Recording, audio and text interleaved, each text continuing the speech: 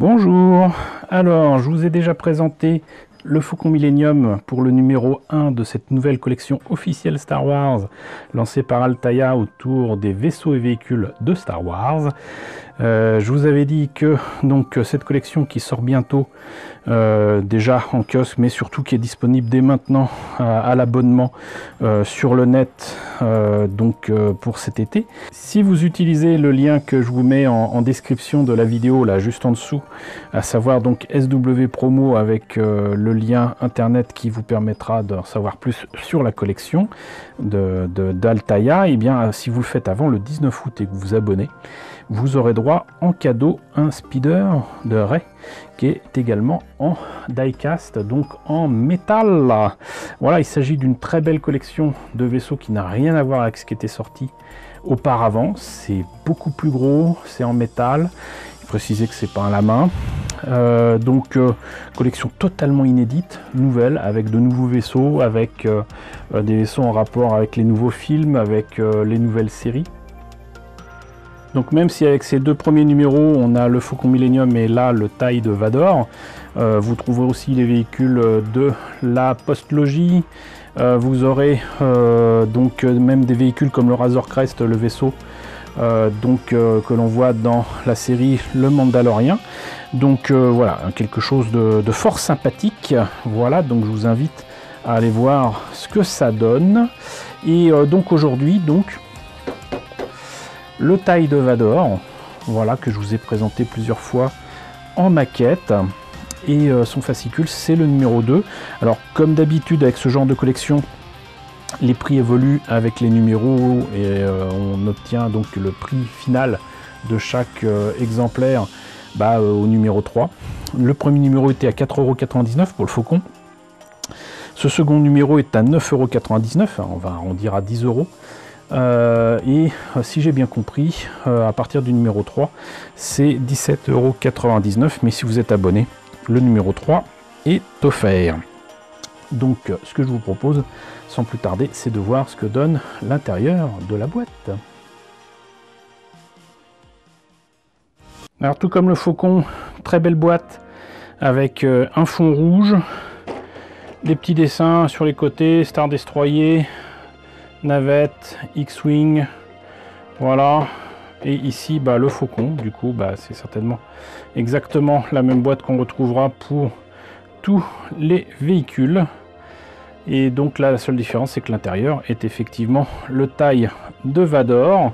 Donc je vous l'avais dit, pour le Faucon, moi ce que je trouve extraordinaire c'est que du coup on peut ranger tout ça tranquillement dans sa jolie boîte et ne le sortir qu'à l'occasion. Mais si vous tenez absolument à le sortir, c'est très simple. Et puis vous voyez quand même la taille de tout ça avec cet objet dans ma main. Alors par contre là la finition c'est pas ça, il y a un petit problème là, je découvre avec vous, hein. Je l'avais pas ouvert avant, il n'y a pas de vis ni rien, mais là il y a un petit problème. J'espère que ça sera réglé à la sortie officielle de la collection.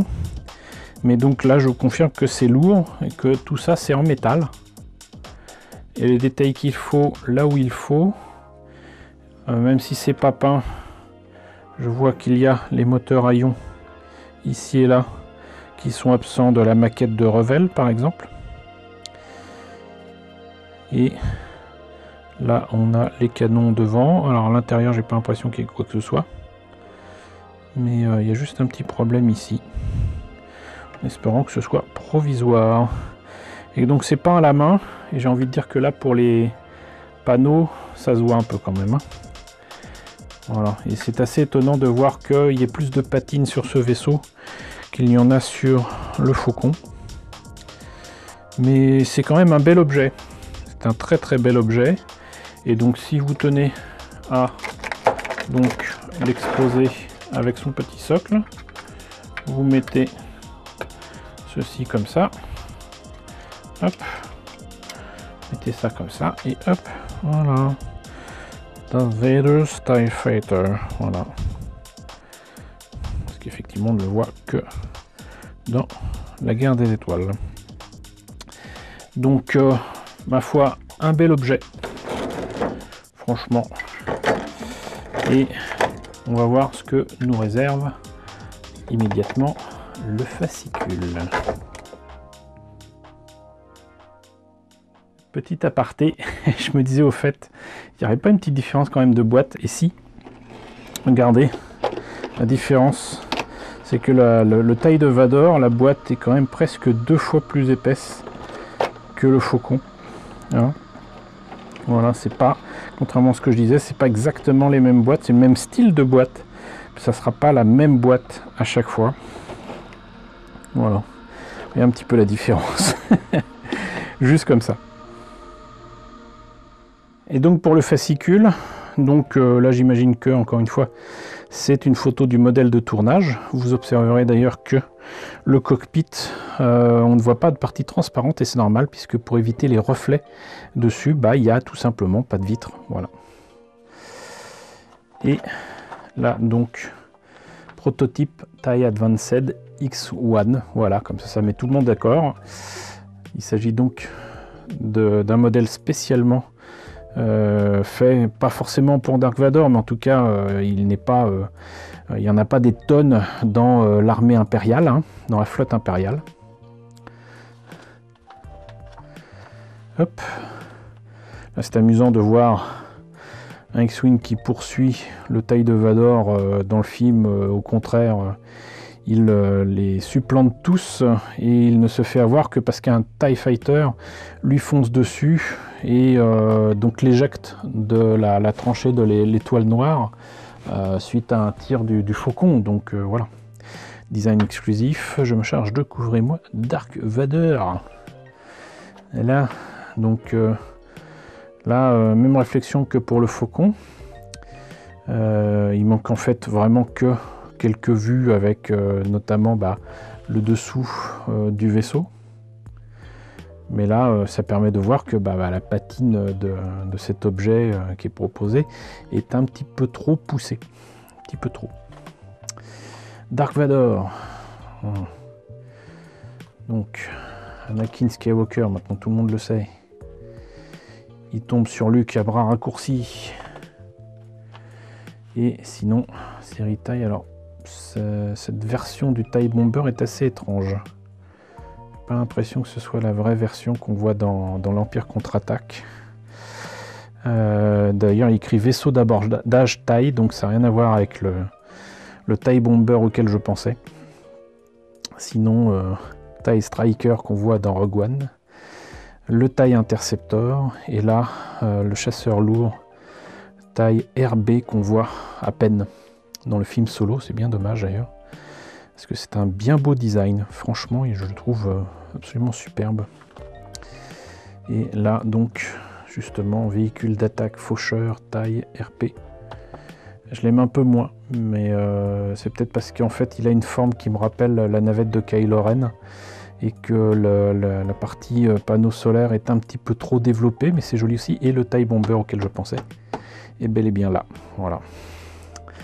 Donc, encore une fois, succinct, mais riche d'informations quand même. Voilà. Eh bien écoutez, je me répète, mais je vous le redis.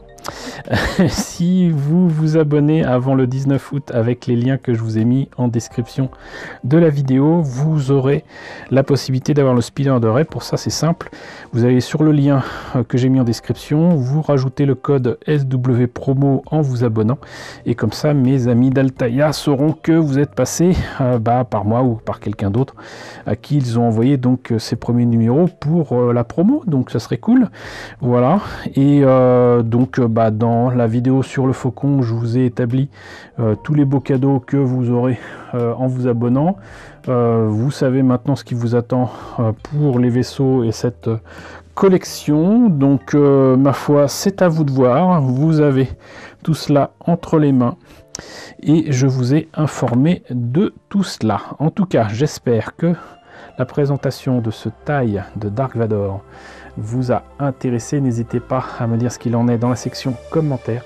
N'hésitez pas à liker, c'est très important. N'hésitez pas à partager, n'hésitez pas à vous abonner si ce n'est pas déjà le cas. Coucou aux nombreux abonnés qui nous ont rejoints ces derniers temps. Bienvenue ici. Coucou aux grands anciens qui me suivent depuis plus de 5 ans.